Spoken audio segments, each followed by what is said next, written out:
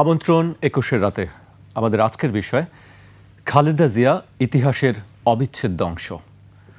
আজকে আমাদের সঙ্গে স্টুডিওতে উপস্থিত আছেন বিএনপির তথ্য বিষয়ক সম্পাদক আজিজুল বারী হেলাল। আপনাকে স্বাগত জানাচ্ছি। আমাদের সঙ্গে আছেন বিএনপির আন্তর্জাতিক বিষয়ক সম্পাদক ব্যারিস্টার নাসিরউদ্দিন অসীম। আপনাকেও স্বাগত জানাচ্ছি।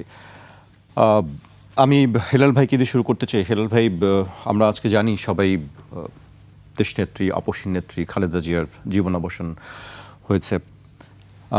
দিনভরই সারা দেশেই একটি শোক স্তব্ধ একটি পরিস্থিতি বিরাজ করছে। সরকারিভাবে, রাষ্ট্রীয়ভাবে, আন্তর্জাতিকভাবে প্রত্যেকটি জায়গায় এই শোক ছুঁয়েছে, স্পর্শ করেছে। আমি আলোচনায় যাবার আগে আমি তারেক রহমানের একটি বক্তব্য উল্লেখ করতে চাই। তিনি ফেসবুকে স্ট্যাটাস দিয়েছেন। তার স্ট্যাটাসের কিছু অংশটি আমি উল্লেখ করতে চাই। বিএনপির ভারপ্রাপ্ত চেয়ারম্যান তারেক রহমান মঙ্গলবার দুপুর 2:03 তার ভেরিফাইড ফেসবুক পেজে পোস্টে লিখেছেন, আমার কাছে খালেদা জিয়া একজন মমতাময়ী মা, যিনি নিজের সমগ্র জীবন উৎসর্গ করেছেন দেশ ও মানুষের জন্য। আজীবন লড়েছেন স্বৈরাচার, ফ্যাসিবাদ ও আধিপত্যবাদের বিরুদ্ধে। নেতৃত্ব দিয়েছেন স্বাধীনতা, সার্বভৌমত্ব ও গণতন্ত্র প্রতিষ্ঠার সংগ্রামে। ত্যাগ ও সংগ্রামে ভাস্বর হয়েও তিনি ছিলেন পরিবারের সত্যিকারের অভিভাবক। এমন একজন আলোকবর্তিকা যার অপরিসীম ভালোবাসা আমাদের সবচেয়ে কঠিন সময়েও শক্তি ও প্রেরণা জুগিয়েছে। তিনি বারবার গ্রেফতার হয়েছেন, চিকিৎসা থেকে বঞ্চিত হয়েছেন, সর্বোচ্চ নিপীড়নের শিকার হয়েছেন। তবু যন্ত্রণা, একাকিত্ব ও অনিশ্চয়তার মধ্যে থেকেও তিনি অদম্য সাহস, সহানুভূতি ও দেশপ্রেম সঞ্চার করেছিলেন পরিবারের প্রতিটি সদস্যের মাঝে। শুধু পরিবারের প্রতিটি সদস্য না, দেশের যারা গণতন্ত্রকামী, মুক্তিকামী মানুষ, তাদের সবাইকে জন্য তিনি একটি ভরসার জায়গা হয়ে উঠেছিলেন। হেলাল ভাই কে দিয়ে শুরু করতে চাই। আমরা তারেক রহমানের যে স্ট্যাটাসটি দেখেছি, এর মধ্যে আসলে সব কিছু বিষয়ই আসলে তিনি উল্লেখ করেছেন। একজন মা হিসেবে উল্লেখ করেছেন, রাজনীতিবিদ হিসেবে উল্লেখ করেছেন। আপনারা খুব কাছ থেকে দেখেছেন, আমরা জানি। আমি আজকে আসলে প্রশ্ন করব না আপনাকে, আপনাদের কাছ থেকে আসলে আপনার শেয়ারিং কিছু আমরা জানতে চাই। আসলে কেমন দেখেছেন দেশনেত্রীকে? জি, আসসালামু আলাইকুম। আমি প্রথমেই পবিত্র কোরআনের একটা আয়াত দিয়ে আমাদের নেত্রীকে জনগণের সামনে উপস্থাপনা করতে চাই যে কুল্লু নাফসিন জায়েকাতুল মউত, প্রত্যেক জীবাত্মারই মৃত্যুর স্বাদ বহন করতে হবে। বাংলাদেশের অবিসম্বাদিত নেত্রী বেগম খালেদা জিয়া, দেশ নেত্রী বেগম খালেদা জিয়া আজকে মৃত্যুর স্বাদ বহন করেছেন, মৃত্যুর মুখোমুখি হয়েছেন এবং মৃত্যুর স্বাদ বহন করেছেন। আমরা এই স্টুডিও থেকে এবং যেখানে আসি সেখান থেকেই আমাদের এই অবিসম্বাদিত নেত্রী, দেশ নেত্রী বেগম খালেদা জিয়ার আত্মার মাগফিরাত কামনা করব, যেন পরলোকে তিনি শান্তিতে থাকেন। আমিন। আজকে আপনি আমাদের নেতা তারেক রহমানের যে স্ট্যাটাসটির কথাটা বললেন, উনি খুব সুন্দর করে তিনি তার মাকে দেখেছেন দুটো প্রতিচ্ছবি হিসেবে। একটা হলো তার মমতাময়ী মা, আর একটা হলো তিনি দেশের একজন আপসীন নেত্রী, এবং মানুষ তাকে ভালোবেসে তাকে দেশ নেত্রী উপাধিতে ভূষিত করেছিলেন। কারণ এই 18 কোটি জনগণের সমস্ত হৃদয়কে বেগম খালেদা জিয়া তার এক হৃদয়ে ধারণ করেছিলেন। এজন্য জনগণ তাকে ভালোবেসে এই দেশ নেত্রীর উপাধি দিয়েছিলেন। বেগম খালেদা জিয়ার রাজনৈতিক ইতিহাস যদি আপনি বলতে চান, 1981 সালে তিনি প্রথম রাজনীতি অঙ্গনে পদার্পণ করেন এবং 1984 সালে তিনি প্রথম বিএনপিতে যোগদান করেন।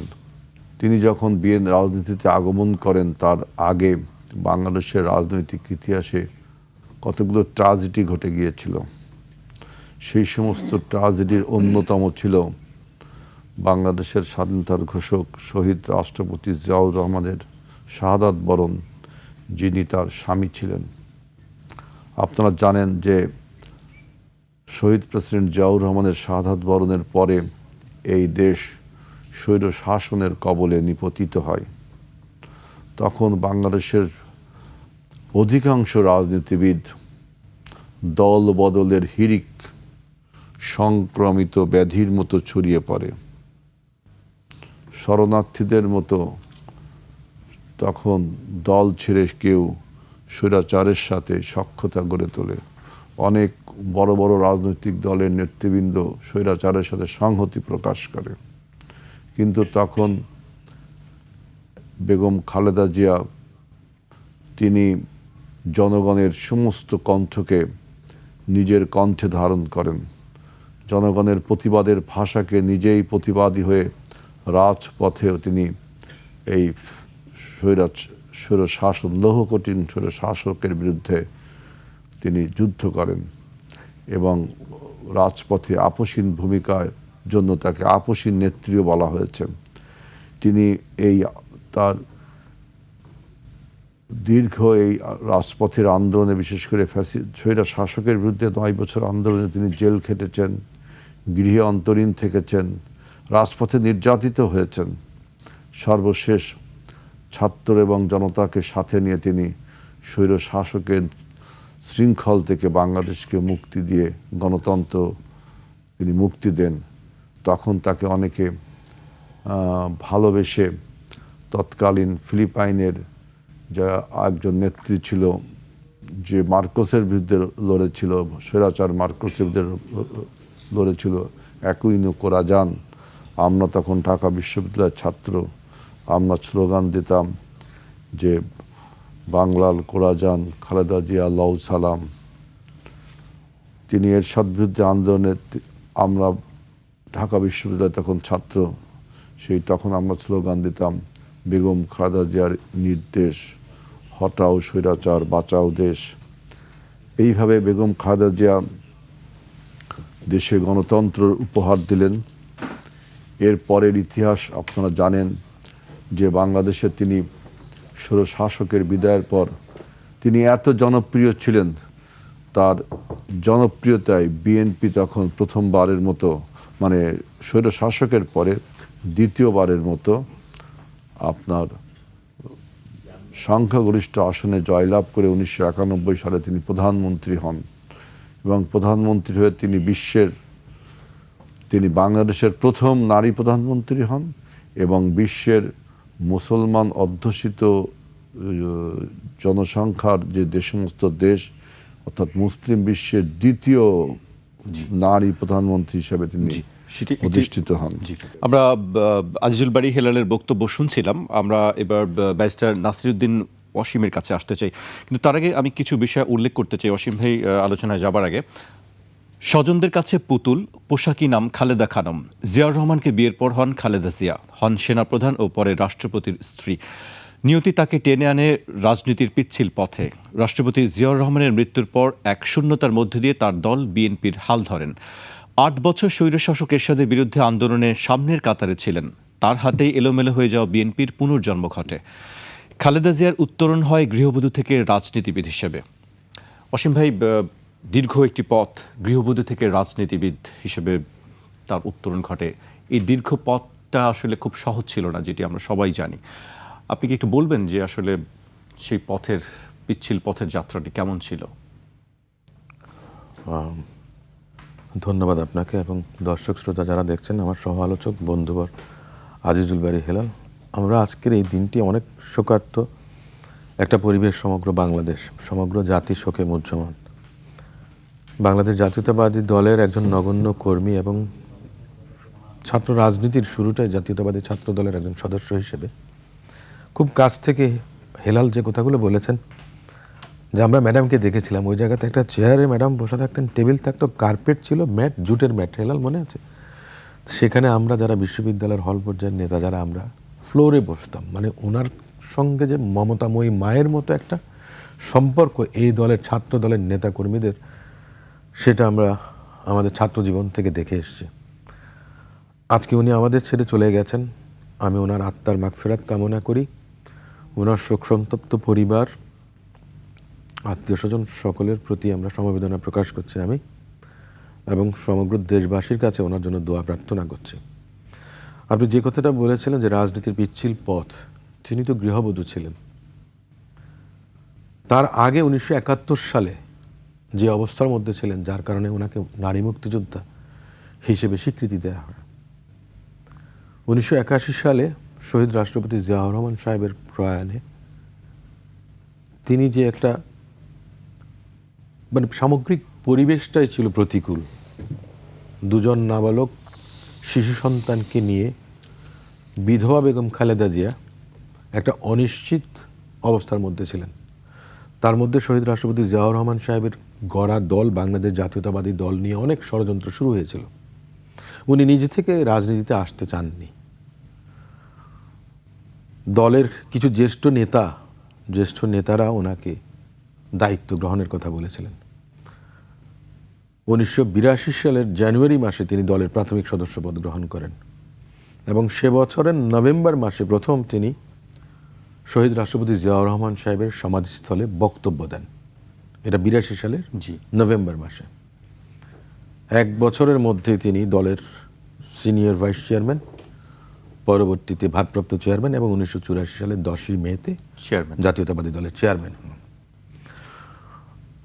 1980-এর দশকে সেই সময় তো বয়স সম্ভবত 40-এর নিচে, নিচে, একেবারে অবশ্যই নিচে। তরুণ রাজনীতির। 80-র দশকে স্বৈরশাসনের বিরুদ্ধে গণতান্ত্রিক আন্দোলনে আশার আলো হয়ে কিন্তু আবির্ভূত হয়েছিলেন বেগম খালেদা জিয়া। আপনি যে কথাটা বলেছিলেন যে দীর্ঘ 8টি বছর সংগ্রাম করেছেন, সেই 82 থেকে মার্শাল ল হওয়ার পরে 1990 সালের ডিসেম্বরে স্বৈরাচারের পতন পর্যন্ত। সে সময় যে তিনি শুধু বাংলাদেশ জাতীয়তাবাদী দলের নেত্রী কিংবা 7 দলের নেত্রী, আমি কিন্তু সেটা ভাবি না।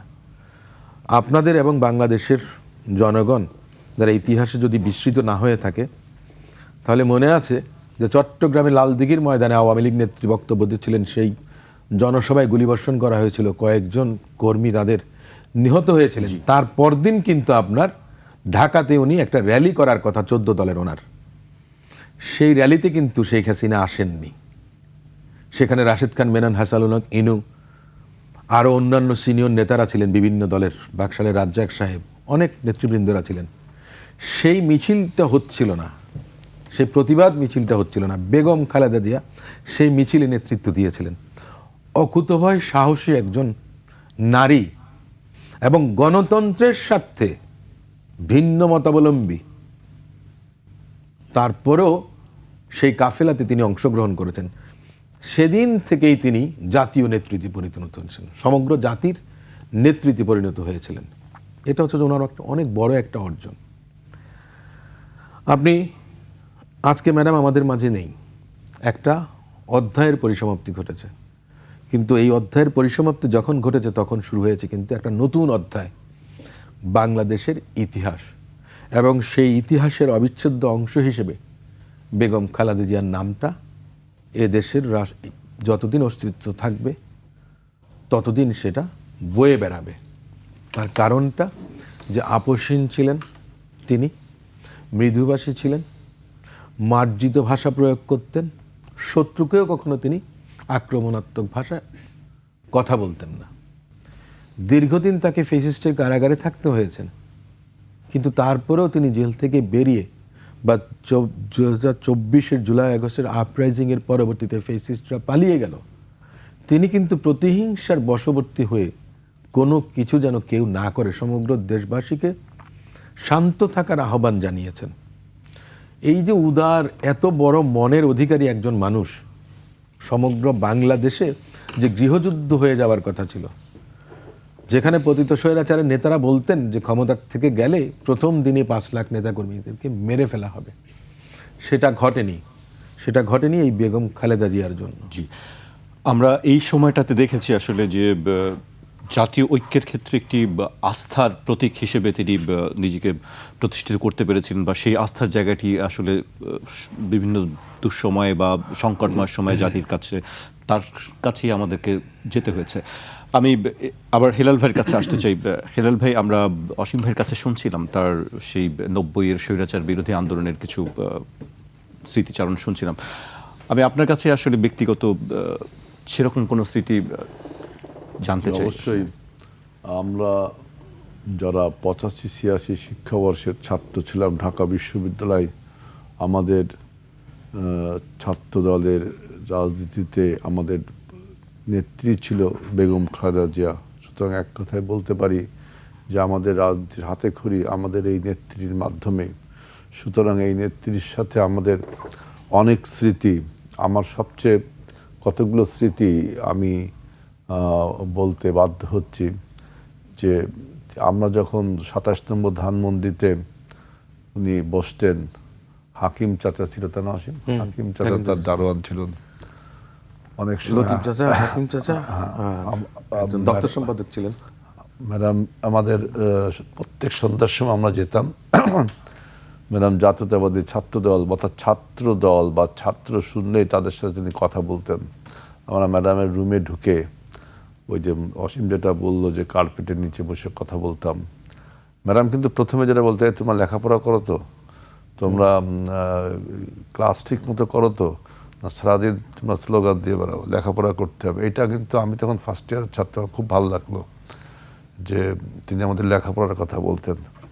আর একটা কথা হলো যে আমি যখন ছাত্র দলের সেক্রেটারির পর সভাপতি হলাম, তিনি বগুড়ায় শহীদ প্রেসিডেন্ট জিয়াউর রহমান একটা হসপিটাল হচ্ছিল, ওই হসপিটাল তিনি যখন উদ্বোধন করতে গেছিলেন তখন আমি সেখানে গিয়েছিলাম।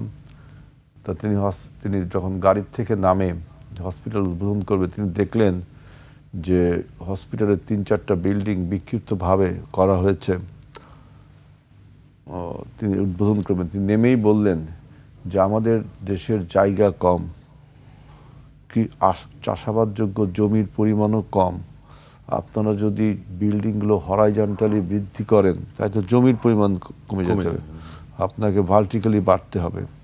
আমি তখনও চমৎকৃত হয়েছিলাম যে কত সুন্দর আইডিয়া, যে উনি আমাদের চাষাবাদযোগ্য জমির পরিমাণ বাড়ানোর জন্য এবং আমাদের যে অবকাঠামোগুলো তৈরি হবে সেটাকে ভার্টিক্যালি এলিভেশনটা করার জন্য তিনি বলেছেন। এটা আর একটা প্রধানমন্ত্রীর দপ্তরে তখন আমরা যেতাম, অসীম আমরা যেতাম, এর আগে আমরা দেখতাম প্রধানমন্ত্রীর দপ্তরে গেলে যারা গেস্ট তাদের জন্য অনেক খাওয়া দাওয়া থাকতো। ম্যাডাম প্রধানমন্ত্রী হওয়ার পরে তিনি বললেন শুধু বিস্কুট এবং চা। তা আমরা একদিন প্রধানমন্ত্রীর সাথে কথা আমরা ছাত্রদলের প্রেসিডেন্ট ছিলাম, তো ম্যাডাম বলছে, ম্যাডামকে কী যেন বলছে, ম্যাডাম এখন তো প্রধানমন্ত্রী দপ্তরে কেউ সবাই চা আর বিস্কুটটা আপ্যায়ন করে খায়। তো ম্যাডাম বললো ৪ লক্ষ টাকা মান্থলি এখান থেকে বাঁচে, এই শুধু চা বিস্কুট খাওয়ায় তাদের ৪ লক্ষ টাকা বেঁচে যায়। অর্থাৎ তিনি যে মিত ব্যয় ছিলেন, এই যে রাষ্ট্রের সম্পদ লুণ্ঠন, এবং তিনি দেখবেন যতগুলো রাষ্ট্রীয় সফর করেছেন তিনি কিন্তু ওই যে বিশাল এন্টারেস্ট দিয়ে যাননি। আরেকটি কথা হলো যে আপনি দেখেন যে আমার আরেকটা জিনিস ভালো লাগে যে আমার বাড়ি খুলনা, সুতরাং আমি যখন কথা বলি খুলনার অ্যাকসেন্ট আমার মধ্যে চলে আসতো। ম্যাডাম অনেক সময় বলতো, হেলাল তাহলে কি হয়েছে বলো তো, কি বলিস, এরকম খুলনার টানে একটু বলতো, আমার খুব ভালো লাগতো যে ম্যাডাম আমার মাতৃস্নেহে আমাদের কিভাবে লালন করতেন এবং আমাদেরকে কিভাবে দেখতেন।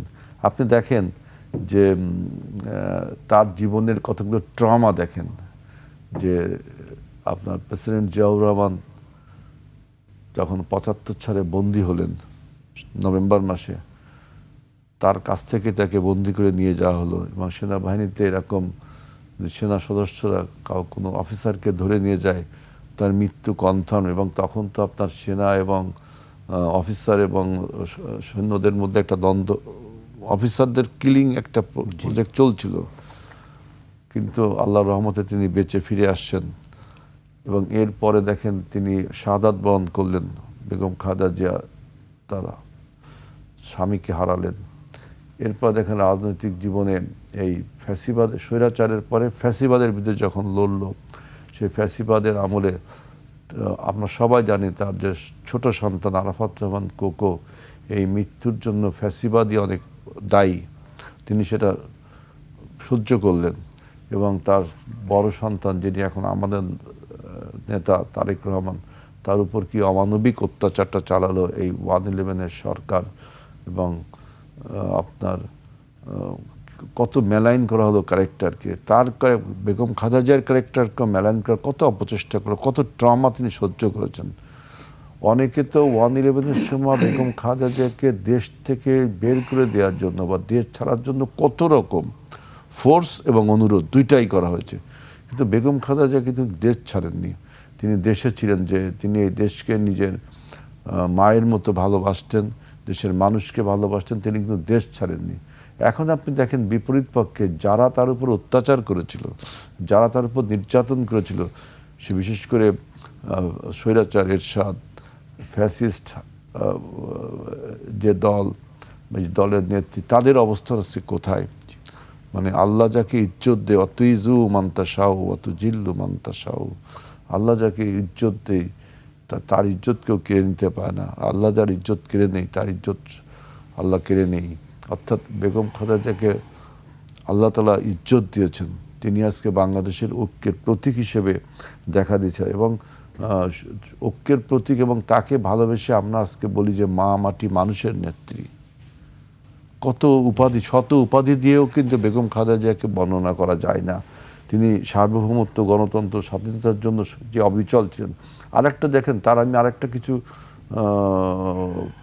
কথা বলতে চাই, যে তিনি বাংলাদেশের যে ভালো কাজগুলো করেছেন, যেটা আমরা যারা প্রান্তিক পর্যায়ে রাজনীতি করি, যার বেনিফিট দেশবাসী পাচ্ছে, মানুষ পাচ্ছে, দলও পাচ্ছে। এই যে আজকে যারা বয়স্ক ভাতা পায়, আজকে যারা বিধবা ভাতা পায়, আজকে যারা মহিলারা উপবৃত্তি পায়, ছাত্রীরা স্কুলে গেলে, আপনার প্রাইমারি স্কুলে গেলে কিছু চাল বা খাদ্য পায়।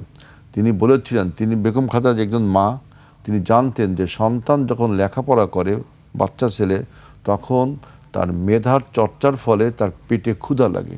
কিন্তু আমাদের দেশের অধিকাংশ ছাত্ররা, আপনার যেহেতু আমরা একটু দরিদ্রপ্রীত দেশ, বাসায় যে খাদ্যটা পায় না, এই জন্য বেগম খালেদা সেই মাতৃ স্নেহ থেকে তিনি এই শিশুদের জন্য স্কুলে গেলে চাল দিত, যাতে তার মা এই চালটা রান্না করে রাখতে পারে, ছেলেটা স্কুলে এসে খেতে পারে। এই যে মানে তার যে অনুভূতি ছাত্রদের পরে। এবং নারী শিক্ষার জন্য দেখেন, তিনি প্রথম কিন্তু দশম শ্রেণী পর্যন্ত বিনা বেতনে পড়তে দিয়েছেন। একদম কোনো মেয়ে যে লেখাপড়া করে সরকারি স্কুলে বিনা বেতনে, এবং এটা এখনো চালু আছে।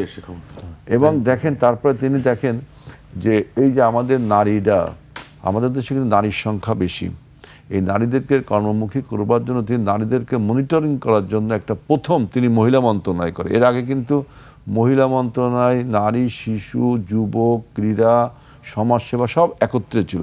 উনি প্রথম মহিলা মন্ত্রণালয় বের করে দিলেন। এবং উনি আরেকটা কথা বলেছেন, আমাকে আরেকটু বলতে দেবেন, যে তিনি বলেছেন যে ৭১ সালের স্বাধীনতা যুদ্ধে শুধু আমাদের পুরুষরা যুদ্ধ করেছেন, বীরত্ব উপাধি পেয়েছেন, আমাদের নারীরাও করেছেন। তিনি প্রথম তারামন বিবিকে খুঁজে বের করেন ইতিহাস থেকে, ইতিহাস অধ্যয়ন করে তিনি খুঁজে বের করেন যে তারামন বিবি নামে আমাদের এক নারী, তিনি বীর প্রতীক উপাধি দিয়ে পেয়েছিলেন, কিন্তু ইতিহাসে তিনি হারিয়ে গিয়েছিলেন। বেগম খালেদা জিয়া তাকে সেই রাষ্ট্রীয় সম্মানটা দেয়। তিনি দেখেন আরেকটা কথা আমার বলতে হবে, যে বিধবা ভাতা, বিধবা দেখেন আমাদের মায়েরা বিধবা হয়ে গেলে অনেক সময় সন্তান তাকে দেখে না, অনেক সমস্যায় থাকে। তিনি তাদেরকে একটা ভাতা দিলেন, রাষ্ট্রীয়ভাবে ভাতা দেওয়ার চালু করলেন, যেটা এখনো চালু আছে। এই যে আরেকটা বক্তব্য দেখেন, যে আপনার যে মুক্তিযোদ্ধা, আমাদের যে মুক্তিযুদ্ধের ইতিহাসকে এবং মুক্তিযোদ্ধাদেরকে সম্মান করবার জন্য এবং মুক্তিযোদ্ধাদেরকে কল্যাণমূলক কাজে লাগানোর জন্য তিনি কিন্তু প্রথম মুক্তিযোদ্ধা মন্ত্রণালয় তিনি তৈরি করেন। তার এই অবিস্মরণীয় কাজগুলো, এটা কিন্তু বাংলাদেশের মানুষের অন্তরে এখনও গ্রথিত হয়ে আছে। এবং তিনি, আমি প্রথমেই বলেছেন যে বাংলাদেশের টোটাল জনগণের হৃদয়কে তিনি তার নিজের একটা হৃদয়ে ধারণ করেছেন, বিধায় তিনি আজকে মাতৃসমনেত্রী এবং দেশ নেতৃত্বে ভূষিত হয়েছে। বাংলাদেশে এমন কোনো রাজনৈতিক দল নেই, এমন কোনো ব্যক্তি নেই যে আজকে বেগম খালেদা জিয়ার জন্য শোকে মুহ্যমান নয়। তিনি যে জনপ্রিয়তার, তুঙ্গস্পর্শী জনপ্রিয়তা তার, তিনি দেখেন তিনি আজ পর্যন্ত কিন্তু ভোটে কখনো পরাজিত হননি। এটা একটা তার একটা বড় দিক। এবং বেগম খালেদা জিয়ার তিনি যে দেশের স্বাধীনতা, সার্বভৌমত্ব এবং দেশের প্রতি তার কতটা অবিচল আস্থা, আপনাকে ফারাক্কা ইস্যু নিয়ে যদি একটু কথা বলি, যে জি, আমি একটি বিরতিতে যেতে হচ্ছে, আমাকে থামাতে হচ্ছে আপনাকে। বিরতির পর আমি আসবো আপনার কাছে আবারও। দর্শক একটি বিরতি নিচ্ছি, ফিরছি এখনই।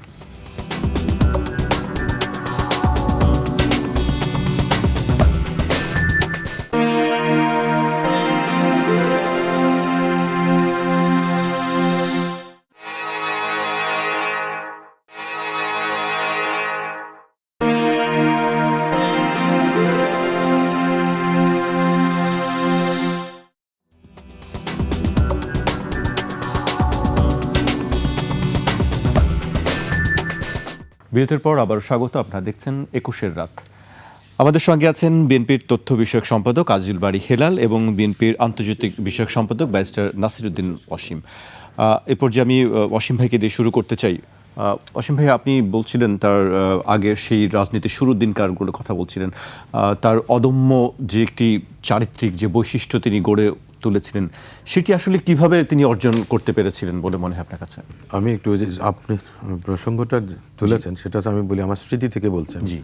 1987 সালে তিনি নোয়াখালী ভ্রমণ করেছিলেন, বৃহত্তর নোয়াখালী, ফেনী, লক্ষ্মীপুর। আমার বাড়ি নোয়াখালী, অ্যানির বাড়ি লক্ষ্মীপুর। আমি অ্যানি হেলাল আমরা একই ব্যাচ বন্ধু।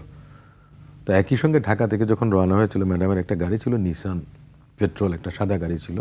ওটার পেছনে দুটো সিট ছিল আপনার সামনাসামনি পেছনের দিকে। তো ও গাড়িতে আমি এবং অ্যানি ছিলাম। নোয়াখালী পৌঁছানোর পর আমার একটা জিনিস মনে আছে, নোয়াখালীতে একটা জায়গা আছে সোনাপুর, এবং সোনাপুর থেকে আপনার হাতিয়া যাওয়ার জন্য স্টিমার ঘাট পর্যন্ত বা লঞ্চ ঘাট পর্যন্ত একটা রাস্তা আছে। ওটা ছিল আপনার কাঁচা রাস্তা, গরুর গাড়ি চলতো, আপনার বাস চলতো, যার কারণে অনেক বড় বড় আপনার গর্ত, খাদ যেটাকে বলে। তো গাড়ি যখন চলছিল ম্যাডাম বসা, ম্যাডামের পাশে ফরিদা রহমান নামে, সাতক্ষীরার ফরিদা আপা ছিলেন, পেছনে যখন গাড়িটা এক একবার পড়ে, যে এক একটা সমুদ্রের ঢেউ যেমন লঞ্চ বা নৌকাতে যেমন ঢেউ হয়, সে ধরনের আপনার ওয়েভ, মাথা আপনার হুডের সঙ্গে, গাড়ির হুডের সঙ্গে বাড়ি খেত। তখন ম্যাডাম বললেন যে এই শক্ত করে ধরিস তোরা। তারপরে বললেন আচ্ছা এই রাস্তাগুলি কোনোদিন হবে না? উনি বললেন, কিছুক্ষণ চুপচাপ থেকে বললেন আমরা যদি কোনোদিন ক্ষমতায় আসি। ঠিকই দেখা গেছে 91 সালে বিএনপি যখন ক্ষমতায় এসেছে, নোয়াখালীতে রাস্তাঘাটের যে সংস্কার করেছেন যে পরিমাণ, সে কথাটা আমি একদিন বলেছিলাম। এটা অন্য আরেকটা প্রসঙ্গে, যেটা আমার ব্যক্তিগত অভিজ্ঞতা। 2008 সালে তিনি কারাগার থেকে মুক্তি পেয়ে 3 দিনের মধ্যে উনি আমাকে বাসায় ডেকেছিলেন, আমরা ইফতারের সময়। একটা পর্যায়ে তিনি বলেছিলেন তুমি নোয়াখালী থেকে ইলেকশন করবা। তো আমি যে কোনো কারণে হোক আমি বলেছি ম্যাডাম আমি এখন করবো না, কারণ আমার হাইকোর্টের এনরোলমেন্ট হয়েছিল 2007-এ, আমি আরও পরে আমি বলেছিলাম। একটা পর্যায়ে নির্বাচনটা হয়ে গেল। হয়ে যাওয়ার পরে উনি, তখন ডক্টর মোশাররফ স্যার, প্রয়াত মওদুদ আহমেদ সাহেব এবং মরহুম খন্দকার দেলোয়ার সাহেব বসা, আমি এসেছিলাম। বললো যে আসো আমরা উপনির্বাচন নিয়ে কথা বলছি, কোনটা রাখবো? আমি বললাম যে আর যাই করেন ফেনীরটা ছাড়বেন না। ম্যাডাম কিন্তু সবসময় ফেনীর আসনটাই কিন্তু রাখতেন উনি। তো সেখানে অন্য একটা প্রসঙ্গ ছিল, সেটা না বলি। তখন বলে কেন ফেনীর লোক? আমি বলেছিলাম যে মানে আপনি ওটা ছাড়বেন না। উনি বললেন মানে ছাড়লে কি কেউ জিতবে না? আমি বলেছি সবাই তো আর আপনি না। তো উনি বললেন কেন নোয়াখালীর মানুষ ভোট দেবে না? তো আমি বললাম যে দেখেন ম্যাডাম, নোয়াখালীর মানুষ অকৃতজ্ঞ না। আপনি মনে আছে কি না 91 সালে বিএনপি নোয়াখালী 13টি আসনের মধ্যে 9টি আসন পেয়েছিল। 1996 জুনের যে নির্বাচন, সেই নির্বাচনে আমাদের মহাসচিব, পররাষ্ট্রমন্ত্রী, স্বরাষ্ট্রমন্ত্রী মতিন ভাই, সালাম ভাই, মোস্তাফিজ ভাই সবাই ফেল করেছিলেন। কিন্তু নোয়াখালীতে একটা সিট বেড়েছে, 10টা হয়েছিল। 2001-এ 12টি সিট হয়েছে। আর সেই 2008-এর কথা আমি বললাম, অলরেডি 8টা আসনে আমরা বিজয়ী হয়েছি। মাহবুবউদ্দিন খোকন ভাই, কমরেড নুরুল ইসলাম সাহেব মারা যাওয়াতে নির্বাচনটা পরে হবে, সেটাও খোকন ভাই জিতবে। তার মানে নোয়াখালীর মানুষ ম্যাডামের সঙ্গে বা বিএনপির সঙ্গে কখনো আপনার বেইমানি করে না, এবং নোয়াখালীর মানুষ অকৃতজ্ঞ না। ওই যে ম্যাডাম, যে আমি বলেছিলাম 91 সালে যে উন্নয়ন সংস্কার করেছেন, স্কুল কলেজ বলেন, রাস্তাঘাটের যে আমূল সংস্কার হয়েছে, এটা কোনোদিন হয়নি। সমস্ত 3 দিন একটানা আমরা ম্যাডামের সঙ্গে ছিলাম, ফেনী, লক্ষ্মীপুর, নোয়াখালী, একেবারে প্রত্যন্ত প্রতিটি উপজেলায় ম্যাডাম গিয়েছিলেন। 88-তে গিয়েছিলেন বন্যার সময়। একবার এসে আমাদেরকে জিয়া হলের কোনায় নামিয়ে দিচ্ছিলেন। তখন সূর্য সেনহাট জিয়া হলের মাঝখানে আপনার একটা ফাঁকা রাস্তা ছিল কাটাবনের দিকে, তো ওখানে নামিয়ে দিয়ে ম্যাডাম বললেন এই সাবধানে যাইস। মানে তখন তো গোলাগুলি হয় ইউনিভার্সিটিতে, রাত 3:30 4টার সময়। এই বিষয়গুলো মনে করেন যে স্মৃতির মধ্যে ভাসে। 2017 সালের নভেম্বরে লন্ডনে একটা প্রোগ্রামে ম্যাডাম বললেন যে মানে সবার বিরুদ্ধে মামলা, আমি আপনার দর্শক সারিতে বসা। ম্যাডাম সেখান থেকে বললেন যে অসীম তোমার নামে কয়টা? অসীমের কতগুলি? আমি বললাম বলো তো ওই জন্য লন্ডনে? মূলত তা না, আমি সেবার কিন্তু ম্যাডামকে বলেছিলাম যে ম্যাডাম আপনি দেশে গেলে আপনাকে কিন্তু কনভিকশন দিয়ে জেলে নেবে। তখন ম্যাডাম বলে যে আমি সেই 2007 সালেই যাই নাই, 8 সালেই যাই নাই, আমি তো দেশের জন্য ছিলাম, আমি যাব, যদি জেল হয় হবে, আমি আইনিভাবে লড়াই করব। তো দেশের প্রতি মমত্ববোধ, দেশের প্রতি ওনার যে টান, এটা বলার মতো না। 97 সালে একবার উনি আমাকে ডেকে পাঠিয়েছিলেন, তখন আমাদের প্রয়াত নাসিরউদ্দিন আহমেদ পিন্টু, ওনাকে প্রেসিডেন্ট করে আমাকে সেক্রেটারি করে উনি একটা কমিটি দেবেন। উনি আমাকে বললেন, তখন ইউনিভার্সিটিতে একটু ঝামেলা চলছিল, বলে যে আমরা হাসিনার বিরুদ্ধে আন্দোলন করতে হবে, আমি এই সিদ্ধান্তটা নিচ্ছি। তখন আমি লন্ডনে চলে যাব, এই ধরনের একটা অবস্থা। তখন আমি ম্যাডামকে বলেছিলাম, আপনি যদি আমাকে করেন ম্যাডাম, আমি যদি কয়েক মাস পরে চলে যাই, তাহলে সেটা আমার জন্য বিব্রতকর, আপনার জন্য বিব্রতকর হবে। তার থেকে বরং আমরা সবাই মিলেমিশে রাজনীতিটা করতে পারবো। এরপরেও কিন্তু 2000 সালের আমি ডিসেম্বরে আমার LLB অনার্স শেষ করে এসেছিলাম লন্ডন থেকে। 2001-এর জানুয়ারির ফার্স্ট উইকের দিকে সম্ভবত হারিস চৌধুরী সাহেব ফোন করে বললেন যে ম্যাডাম একটু দেখা করতে বলেছেন। তো উনি বললেন যে তুমি দায়িত্ব নিবা। আমি বললাম যে আমার তো এখনো শেষ হয় না, তখন বার এটলো আরও 1 বছর। তো এইগুলো আপনার মানে স্মৃতির মধ্যে ভাসে। আপনি যে কথাটা বললেন, তিনি বাংলাদেশের প্রথম নারী প্রধানমন্ত্রী হয়েছেন। তিনি প্রমাণ করেছেন যে এই পুরুষ শাসিত সমাজে নারীরাও যে নেতৃত্ব দিতে পারেন এবং নারীরাও যে পরিবর্তন করতে পারেন, পাল্টে দিতে পারেন সমাজ ব্যবস্থা, সেটা কিন্তু তিনি প্রমাণ করে গেছেন। এবং মুসলিম বিশ্বের দ্বিতীয় সরকার প্রধান তিনি হয়েছিলেন। ফোর্বস ম্যাগাজিনে আপনার 2005 সালে বিশ্বের সবচেয়ে ক্ষমতাধর নারী হিসেবে তিনি পেয়েছিলেন। সেটা হচ্ছে যে নারীর শিক্ষা এবং ক্ষমতায়নে ওনার অবদানের কারণে। তো সমস্ত কিছু মিলিয়ে যে হেলাল অনেকগুলো কথা বলেছেন, যে মুক্তিযোদ্ধা বিষয়ক মন্ত্রণালয়, এই যে তারা বীর প্রতীককে খুঁজে বের করেছেন, মুক্তিযোদ্ধা মন্ত্রণালয় কিন্তু বেগম খালেদা জিয়া করেছেন, তাই না? মহিলা ও শিশু বিষয়ক, যেটাতে মাতৃমৃত্যুর হার কমে গেছে, শিশুর মৃত্যু হার কমে গেছে, আপনার জনসংখ্যা বৃদ্ধি যে বিষয়টা ছিল হ্রাস পেয়েছে, লক্ষ লক্ষ মেয়েরা আপনার মনে করেন যে স্কুল কলেজে আসা শুরু করলো, কর্মসংস্থান শুরু হলো। এই সমাজের কত বড় একটা পরিবর্তন বেগম খালেদা জিয়া দিয়ে গেছেন, সেটি আসলে ওনার এই অবদানটা বলতে গেলে আসলে অনেক সময় আমাদের এই অনুষ্ঠানে হয়তো হবে না শেষ। আমি হেলাল ভাইয়ের কাছে আসতে চাই। হেলাল ভাই, টানা 41 বছর বিএনপির চেয়ারপারসনের দায়িত্ব পালন করেছেন খালেদা জিয়া, লম্বা একটি সময়। আমি তার রাজনৈতিক জীবনের এই লম্বা সময়টা আপনার কাছে যদি একটু জানতে চাই, যে আপনি কিভাবে তার এই 41 বছরের বিএনপিকে সামলানো, এটি আপনি কীভাবে মূল্যায়ন করবেন? বেগম খালেদা জিয়া ছিল অসাধারণ ব্যক্তিত্ব এবং মানুষকে সম্মোহন করবার মতো একটা ব্যাপক ক্ষমতা। আমি দেখেন, প্রেসিডেন্ট জিয়াউর রহমানের মৃত্যুর পর আমি যেটা বললাম যে মহামারীর মতো সংক্রমিত হতে লাগলো মানুষ, শরণার্থীর মতো এক দল থেকে আরেক দল চলে যাচ্ছে তাকে ছেড়ে। তখন তিনি দলকে ঐক্যবদ্ধ রেখেছেন। আর এই ফ্যাসিস্ট হাসিনা তো আপনার যেই পরিমাণ তার ব্যক্তি জীবনে, পারিবারিক জীবনে, দলের মানুষকে যে পরিমাণ মানে আপনার ইন্টিমিডেশন, যারা ভয় দেখিয়েছে, তারপরেও তিনি কিন্তু দলকে ঐক্যবদ্ধ রেখেছেন। তার যে সম্মানী পাহাড়, তার যে আপনার ব্যক্তিত্ব এবং তার যে রাজনৈতিক বক্তৃতাগুলো, আমি একটু দেখেন আমাদের এই আলোচনাগুলো একটু নস্টালজিক হয়ে যাচ্ছে। আমরা সেটি শুনতে চাই, নস্টালজিক হয়ে যাচ্ছি। আমি একটু এটি প্রেরণা যোগায়। এই নস্টালজিক হচ্ছে এই জন্য, আমরা ঢাকা বিশ্ববিদ্যালয়ে বিকালবেলা টিএসসিতে আড্ডা মারতাম। যখনই মানে মাগরিবের আজানটা হয়ে যেত, তখন আমাদের মধ্যে একটা প্রতিযোগিতা হতো যে 27 নম্বরে আমরা যেতাম না। রিক্সায় তখন 2 জনে গেলে 8 টাকা নিত। তখন কিন্তু 8 টাকা অনেক টাকা।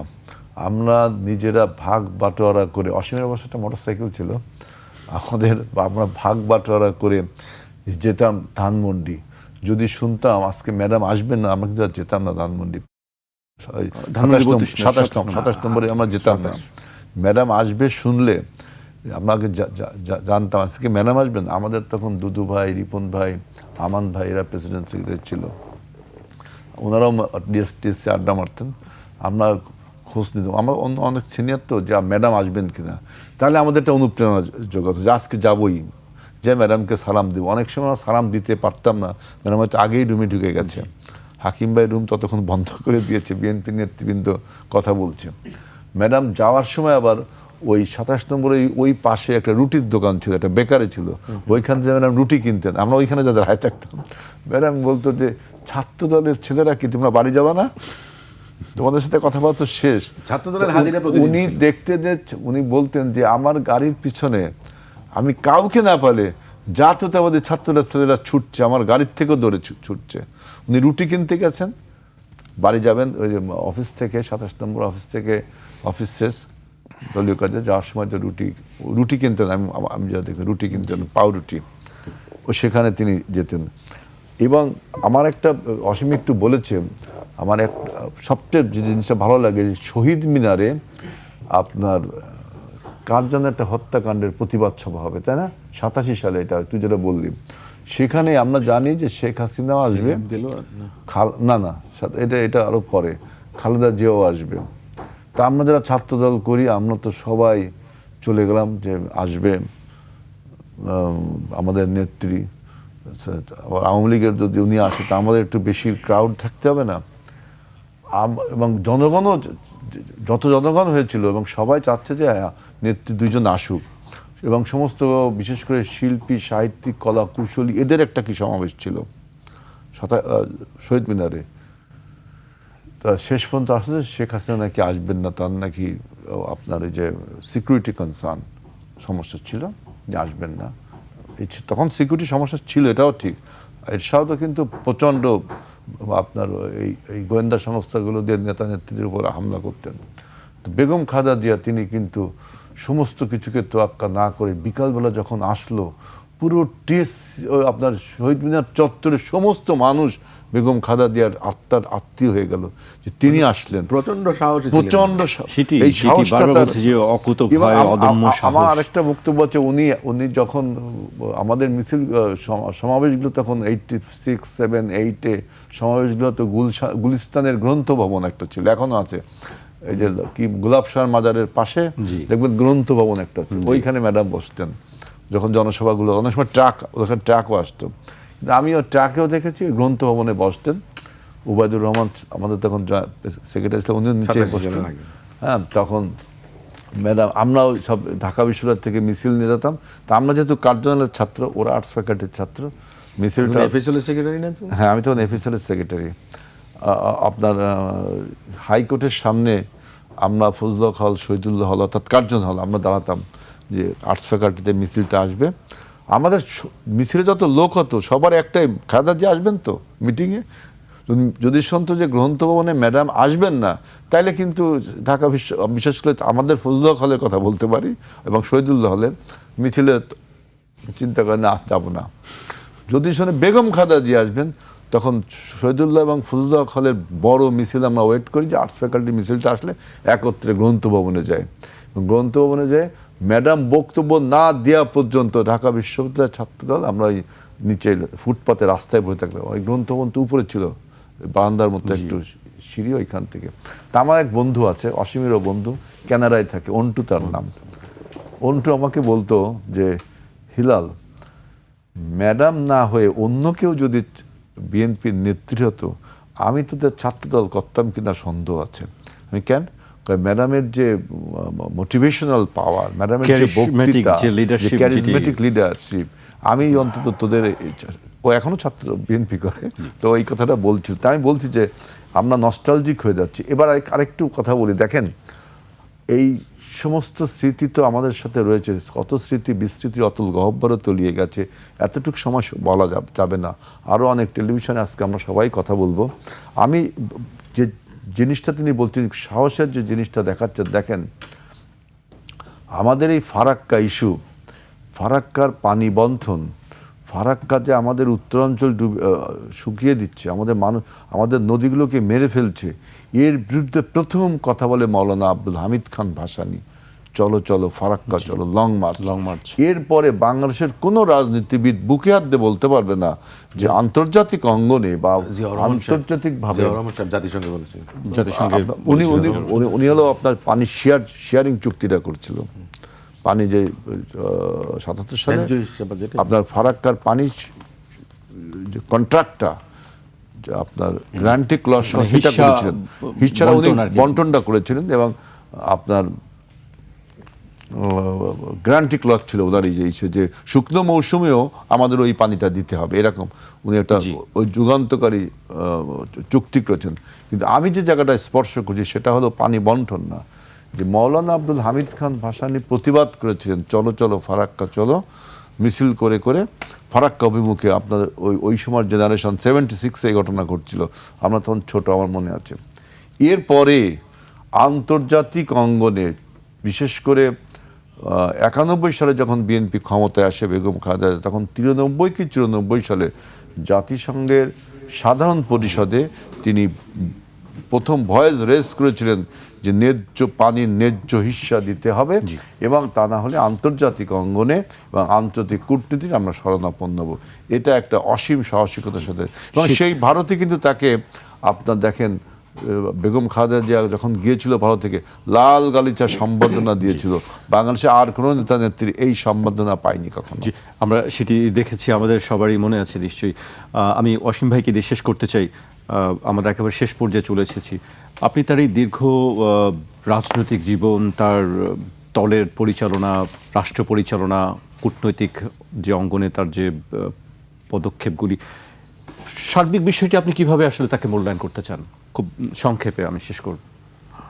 এটা তো আপনার was alone cannot express how you can describe the life sketch of Begum Khaleda Zia. Political career বলেন, সংসারের কথা বলেন, মা হিসেবে বলেন, দেশের জনগণের নেত্রীর কথা বলেন।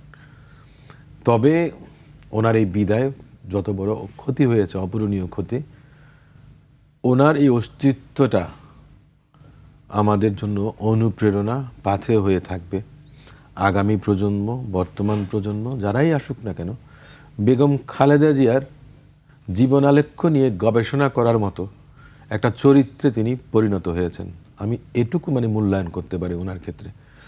ওনার মতো এ ধরনের, এই যে বলেছিলাম না যে 1980-র দশকের স্বৈরশাসক সামরিক শাসনের বিরুদ্ধে গণতান্ত্রিক আন্দোলনে যে তিনি এগিয়ে এসেছিলেন, কঠিনতম একটা সময়ে তিনি তার রাজনীতিটা শুরু করেছেন। তারপরে তিনি দেখেছেন ফেসিস্টের 15 বছর, কারাগারে গিয়েছেন, বিনা বিচারে যার জেল হয়েছে, জরিমানা হয়েছে। এত কিছুর পরে হেলাল যে কথাটা বলেছেন যে তারা আজকে কোথায় আর বেগম খালেদা জিয়া কোথায়। আজকে ম্যাডাম আমাদের মাঝে নেই, কিন্তু আমি যে বলেছি যে নতুন একটা অধ্যায় শুরু হয়েছে। তিনি ছিলেন অতীতে, তিনি ছিলেন বর্তমানে, কিন্তু এখন থেকে শুরু হলো সেই অতীত, বর্তমান, ভবিষ্যৎ। প্রজন্ম থেকে প্রজন্মান্তরে বেগম খালেদা জিয়ার নামটা বাংলাদেশের ইতিহাসের সঙ্গে জড়িয়ে থাকবে। এটাই হচ্ছে যে বাস্তবতা। জি, আপনাদের দুজনকেই অনেক ধন্যবাদ আমাদেরকে সময় দেওয়ার জন্য। আপনারা দুজন খুব কাছ থেকে তার দীর্ঘ সময় সহযাত্রী, সহযোদ্ধা, আপনারা খুব কাছ থেকে দেখেছেন, যেটি আমরা আজকে জানতে পারলাম আপনাদের মাধ্যমে, অনেক কিছু যেটি হয়তো আগে আমরা কখনো জানার সুযোগ হয়নি। আপনাদের দুজনকে অনেক অনেক ধন্যবাদ আমাদেরকে সময় দেওয়ার জন্য। আপনাকে ধন্যবাদ। দর্শক, আজ এখানেই শেষ করছি। কাল আবার দেখা হবে ঠিক রাত 12টায়।